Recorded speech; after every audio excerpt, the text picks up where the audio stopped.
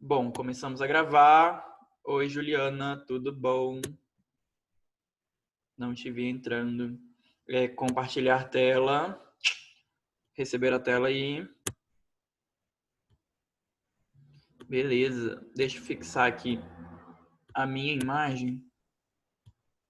Então, assim, eu vou falando, aí se tiverem dúvidas, podem ativar o microfone, perguntar. Eu vou comentando a prova também, para vocês poderem saber mais ou menos como que tá. Então, bora lá. Vamos a revisar entonces. La primera cosa, la primera cuestión de la evaluación es sobre el ocio, ¿ok? Algo bien relacionado con lo que está en el libro. Entonces, ustedes tienen que saber las características de cada ocio para que puedan relacionar. Entonces, la cuestión de relacionar. Entonces, vean, nosotros tenemos ir al cine, que ir al cinema, ir al restaurante, temos ler um livro, que é ler um livro, oír música, que é ouvir música, praticar deportes, salir de compras, salir de fiesta, viajar, visitar a la família. Então, vocês vejam, tem cada programa aí, ócio é lazer, tá bom? Cada programa de lazer, eu tenho algumas características e posso fazer de algumas maneiras. E aí a questão ela vai tratar disso, vocês vão ter que relacionar as descrições com as atividades. Beleza? Então estudem isso aí, bem simplesinho, bem fácil. Acho que aqui não tem dúvida nenhuma. Aí que entra a parte que é legal vocês se atentarem bem, né? Porque isso cai mais, deixa eu ver. Tem acho que é uma questão ou duas. Tem duas questões que tem sobre isso, sobre os porquês, o uso dos porquês. Então vejam, en el español yo tengo 4 tipos de usos del porqué, ¿ok? El primer uso es el porqué de la pregunta. Entonces, si yo estoy preguntando de manera directa o indirecta, ¿qué es una pregunta indirecta? La pregunta indirecta es aquella pregunta que no lleva la señal de interrogación, não lleva el signo de interrogación, não leva o ponto de interrogação, mas não deixa de ser uma pergunta. Porque de forma indireta a oração ali está expressando uma pergunta. Por exemplo, me gustaría saber por qué tenemos que firmar este documento. Então, neste caso, me gustaría saber por quê, eu estou dando esse sentido de pergunta. É como se eu estivesse perguntando por que temos que firmar este documento. Então, de maneira indireta, eu estou fazendo esta pergunta e neste caso eu também uso o porquê separado com tilde, com acento, tá bom? Então, por que separado com acento? Pergunta directa e indirecta. Depois, o porquê junto, e neste caso, a lógica é, se eu perguntei separado, eu vou juntar todo para responder. Entonces, ¿por qué junto es el porqué de la respuesta? ¿Ok? No me he suscrito todavía en un curso de lenguas porque no he tenido tiempo. Entonces, siempre que yo estoy dando una explicación, respondiendo una pregunta o algo relacionado a eso, va a ser el porqué junto, sin tilde, sem acento. Tá bom? Depois eu tenho o porquê substantivado. É como se eu substantivasse o porquê e transformasse ele numa coisa concreta. Então, pensem assim, coisa concreta. Concreto é junto, tudo junto. E é algo forte. Então, junto e com acento. Então, porquê junto e com acento é o nosso porquê substantivado. E ele, a dica que tem é que ele sempre vai ser acompanhado por algunos determinantes como los artículos el, los, unos o posesivos su, sus o pronombres relativo este, estos. Tá bom? Então, este caso particular possui flexão de número, ou seja, pode ir em plural, pode ser substituído por outro substantivo como causa ou motivo. Ok? Então, ele pode ir também no plural, se, por exemplo, acá, el eje de la cuestión está em los porquês. Então, é plural. E aqui, nesse caso, eu estou substantivando o porquê. E como é um substantivo, eu posso tanto falar em plural ou tanto falar no singular. E aí, por último, eu tenho o último tipo de porquê, que é o porquê, que tem a função de pronome relativo. ¿Qué quiere decir eso? Pronome relativo é aquele pronome que se relaciona a algo que já foi mencionado, tá?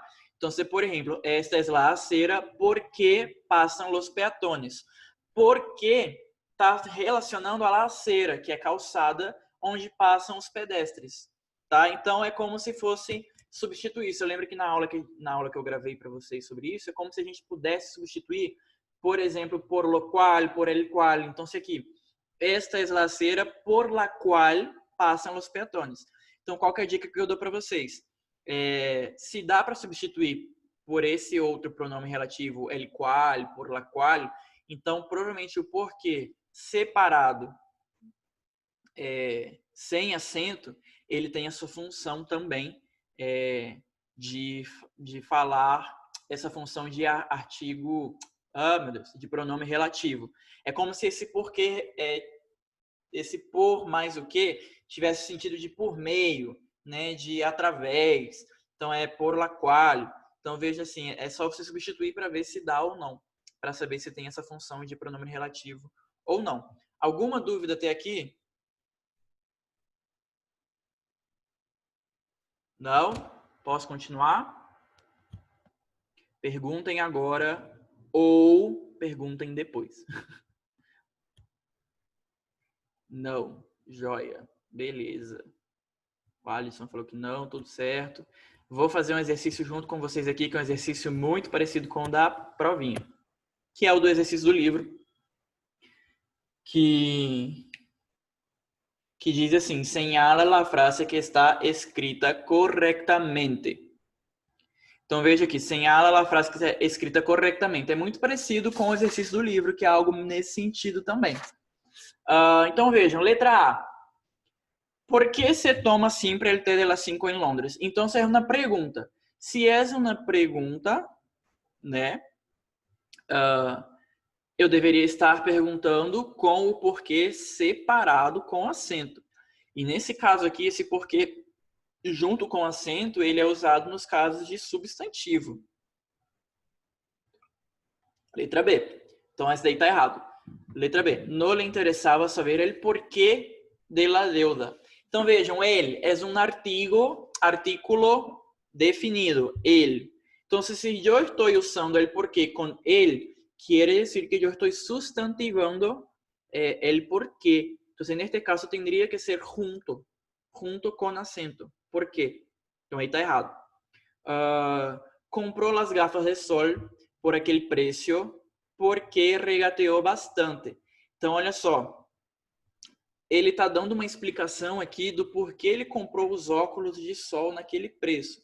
Se eu estou dando explicação, eu vou usar o meu porquê de resposta, né? De satisfação, de explicação. E o meu porquê de resposta, ele é junto, sem acento. Então, nesse caso, também está errado. E aí, vamos para D, que é a nossa resposta correta. Mariano queria saber por que a gente hoje dia é tão egoísta. Então, olha só, Mariano queria saber. Este sentido, queria saber, está dando esse contexto de pergunta, né? De uma pergunta indireta. Né? Não tem os pontos de interrogação, mas é uma pergunta. E por ser uma pergunta, eu uso o porquê separado com acento. Então, a letra D está correta. E aí também, nesse caso, porque me llaman parlantino quer dizer que lo sea de hecho. Parlantinho é aquele que fala muito. E nesse caso ele está dando uma explicação, né? Que está errado. E por ser uma explicação, ele deveria ser junto, né? Porque junto. Ok? Beleza. Dúvidas? Não? Vou continuar então. Deixa eu ver aqui a nossa prova. Beleza. Uma questão que há na evaluação é sobre os juegos. Então vejam que eu também estou colocando as questões de vocabulários que nós vimos. E um dos vocabulários é o juego, que está bem baseado no livro. Então, veja, eu tenho vários tipos de jogos e cada jogo tem uma característica, né?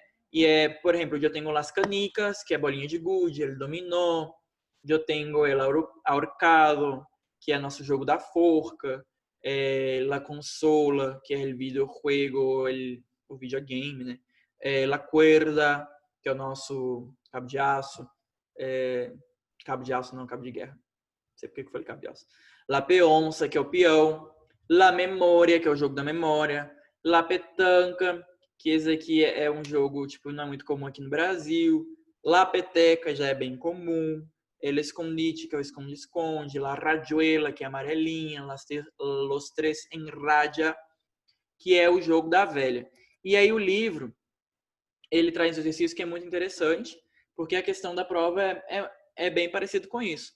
Traz uma descrição do jogo e a gente tem que dizer qual jogo que é, né? Então é legal vocês saberem como que é cada jogo, para vocês poderem saber de qual jogo a questão está falando, ok? Então é basicamente isso que vocês têm que saber dos joguinhos. Gente, estou dando de bandeja para vocês a prova, hein? Se alguém for mal, vai ir com nota ruim. Algo errado não está certo. Beleza, pronomes relativos. Posso continuar, gente?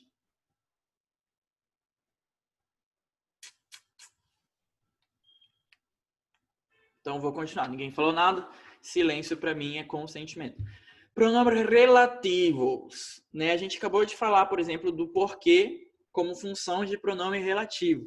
E aqui a gente está falando então dos pronomes propriamente ditos. Os pronomes relativos, como indica sua nomenclatura, sirven para hacer referencia a...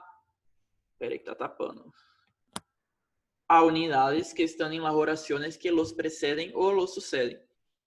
Para que não se repitam os referentes, se utilizam os relativos. Então, basicamente é o quê? Relativo, relaciona, se relaciona a algo, né? Substitui algo. E lembrem que o pronome ele sempre substitui um algo, alguém, né? E nesse caso aqui, o pronome relativo ele tem muito sentido de evitar repetições numa frase. Então, por exemplo, Marcos é um brasileiro. Marcos vive em Espanha. Para não ficar repetindo essas coisas, Marcos, Marcos, Marcos, eu posso dizer Marcos é um brasileiro que vive em Espanha. E esse que, ele está relacionado a Marcos e substitui ele, para que não seja repetido. Então, esse é o sentido e o uso do relativo. E aí eu tenho vários tipos de relativos que eu posso usar em diferentes situações. O que é o mais utilizado porque se refere tanto a pessoas como a coisas. É invariável. Então, eu posso usar o que tanto para coisas e pessoas. Qual é usado normalmente com determinante, se refere a pessoas ou coisas também. Né? Substitui a relativo que, aunque o uso deste último é mais frequente. Então, ele normalmente, o qual, ele vem acompanhado de, por exemplo, uma preposição ou de um artigo. El qual, de la qual, los quales. Então, essa é a dica que dá para usar. Né? Ele normalmente é acompanhado por outros determinantes. Como se poderá ver em los ejemplos siguientes, se puede sustituir el cual por el que, como la variación de los antecedentes. Então, eu posso substituir el qual por el que tem o mesmo sentido. Depois, eu tenho um pronome relativo que diz respeito às pessoas, que é quien e quienes. E olha só que legal, no português é invariável, eu não tenho quens no português, mas no espanhol eu tenho plural de quien, que são quienes, tá bom? Então prestem atenção a isso, se for no plural, se estiver falando de pessoas, no plural eu vou usar o relativo no plural, quienes. Sergio, quien había dicho la verdad, es amigo de mi primo Daniel. Esses chicos, olha só, plural, quienes estão haciendo diabluras, ou seja, travessuras, são os hijos de Carla. E aí, por fim, eu tenho cujo, cuja, cujos, que são o quê? São pronomes que servem para indicar a ideia de possessão ou pertenência. Então, se eu estou falando de algo que é de alguém, em vez de eu repetir esse algo de novo, eu falo cujas. Então, el alumno cujas evaluações, ou seja, o aluno, cujas as avaliações do aluno, em vez de eu não ficar nessa repetição, eu falo el alumno cujas evaluações estão sobre a mesa não está presente. Então tem essa ideia de possessão, tá bom? Os pronombres relativos, em alguns casos, são acompanhados por preposições. Eu comentei isso, então prestem atenção. O livro ele traz um exercício muito interessante, que eu também me baseei na prova, né? Que é une las frases com os relativos adequados. Então, como eu falei, o relativo ele é muito usado para unir essas informações e evitar repetições. Então, olha só, em Espanha houve muitas guerras. Ellas fueron muy violentas. Então, vejam, guerras e ellas dizem respeito à mesma coisa. Então, eu posso substituir por el que. Em Espanha houve muitas guerras que foram muito violentas. Então, é nisso que vocês têm que pensar. O que está repetindo nas duas frases? E é isso que eu tenho que substituir por meio de um pronome relativo. Conocerás em Brasil muitas tiendas. Essas tiendas, de novo, vendem roupas bonitas. Então, vocês vejam, tiendas e tiendas. Eu vou usar um que substitua. Conocerás em Brasil muitas tiendas que, e esse que está relacionado a tiendas, vendem roupas bonitas. E por último, estes são uns niños muito tristes. Les oferecem comida para passar el hambre. Então, vou substituir niños. Estes são uns niños muito tristes a quienes, ou a los quales, ou a los que les oferecem comida para passar el hambre. Ok? Então, aí, isso que você tem que pensar. Relativo sempre se relaciona a algo que vai estar substituindo. Tá bom? Para não ter repetição. Então, é isso que você tem que pensar. Tem duas frases. Como que eu vou unir essas frases? Né? O que vai ser suprimido? O que não vai ser repetido nessas duas frases? E aí vocês vão poder usar o pronome relativo certinho. E a questão da prova é basicamente isso. Unir duas frases. Vou seguir. Pronomes interrogativos. Tem esse textão aí, eu não vou ler tudo, ele está explicando. O que a gente tem que saber basicamente dos pronomes interrogativos? As perguntas no espanhol, elas já têm, né, essa característica de ter um ponto de interrogação ao contrário no início, que dá esse sinal de que vai começar uma pergunta. No português a gente não tem isso, né? A gente descobre mais ou menos a pergunta pelo sentido da frase até chegar no ponto de interrogação. E uma das características, né, do espanhol é a tilde diacrítica. Que é a tilde diacrítica? É o acento que se usa para diferenciar palavras que se escrevem da mesma maneira, mas que têm funções diferentes. É o caso, por exemplo, do pronome interrogativo. Eu tenho donde sem acento e donde com acento. Quando é uma pergunta, sempre vão ser com acento. Donde, por quê, quién, qual, que, quando, aonde, quiénes, como. Sempre que eu estiver fazendo uma pergunta, o pronome interrogativo vai a ser acentuado. E quando eu estou, por exemplo, falando de outras coisas que não são perguntas, ou, por exemplo, usando pronome relativo, não tem um acento. Então, eu posso falar, exemplo, quero saber qual é tu color favorito. Nesse caso, qual, eu estou fazendo uma pergunta. Qual vai com acento. Se eu estou falando, esta é a botella por la qual eu bebo água, em la qual eu pongo água. Esse qual, eu não estou dando um sentido de pergunta, eu estou dando um sentido de pronome relativo. Ele vai sem acento. Ok? Eu sou quem está dando a classe. Esse quem, eu não estou fazendo nenhuma pergunta. Então, ele não vai com acento. Mas se eu estou falando quem está dando a classe, já estou fazendo uma pergunta. E, nesse caso, vai com acento. Todas as perguntas, todos os pronomes interrogativos, em todas as perguntas, eles são acentuados. E é aí que a gente diferencia se é um pronome interrogativo ou se é um pronome relativo de lugar ou algum advérbio de lugar. Por exemplo, donde. O donde, ele pode ser um advérbio de lugar. E se ele é um advérbio de lugar, ele não vai ter acento. Mas se ele está participando de alguma pergunta sobre lugar, aí ele vai ter acento. Por exemplo, ¿dónde está el coche de mi padre? É uma pergunta direta. E tenho também, Carlos perguntou, ¿dónde está el coche de su padre? Então é a mesma coisa do porquê, né, das perguntas. mesmo que seja uma pergunta indireta, esses pronomes eles vão ser acentuados também, ok? Certinho, galera? Olha aqui o exercício. Pon los pronombres interrogativos adequados. Ojo para la acentuación correcta de ellos. Então, vejam só. Que me passará se tenha frio e use um jersey? Quantas horas? Não sei quem. Nunca supimos quais. Não sei por quê. Então, vejam. Por ser pergunta, eles vão acentuados. E aí, de acordo com cada pergunta, eu tenho um pronome interrogativo mais adequado. Se eu estou perguntando sobre coisas, eu posso falar em que. Se eu estou perguntando sobre quantidade ou sobre horas, eu posso falar quantas.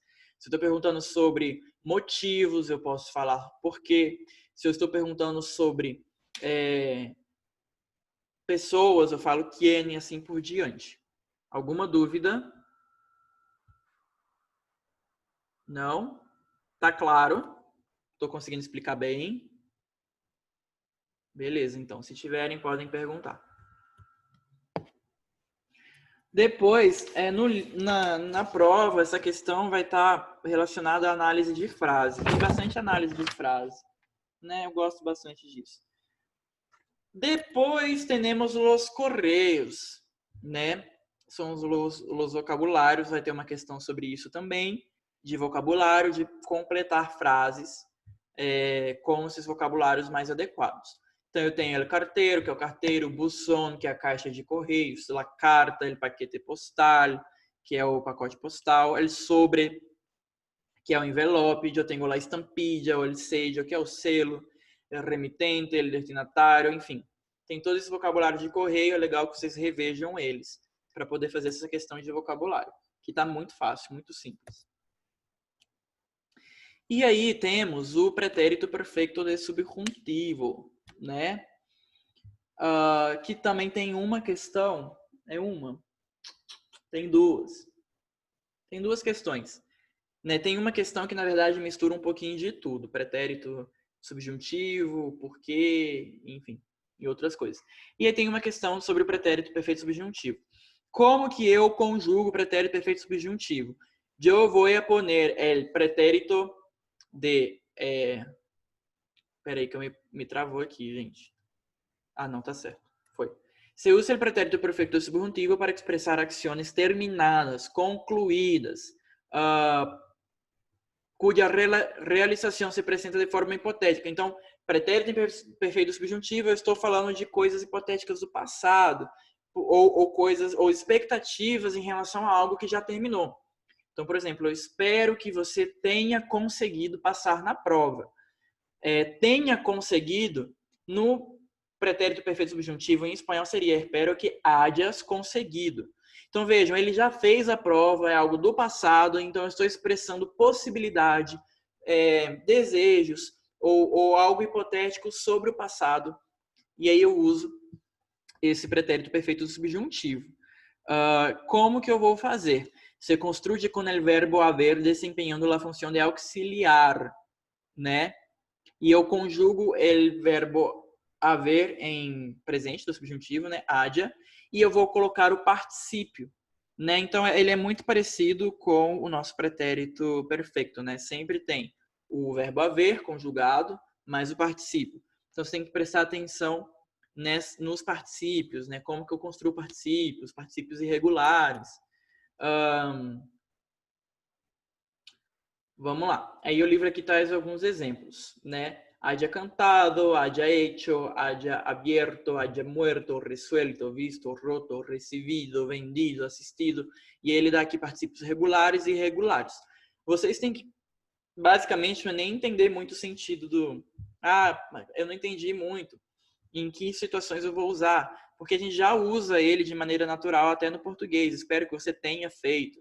Espero que ela tenha ido. Espero que nós tenhamos entendido. Enfim, a gente já usa, né? Então não compliquem essa parte do uso. Prestem atenção na forma, como que eu construo, como que eu conjugo, né? E quais são essas diferenças ou relações e semelhanças entre o português e o espanhol. Roto é quebrado. O João perguntou aqui para mim, roto é quebrado. né? Roto. Vem de romper, né? Que no espanhol romper é quebrar, né? Romper. Vem do verbo romper. Então vamos lá.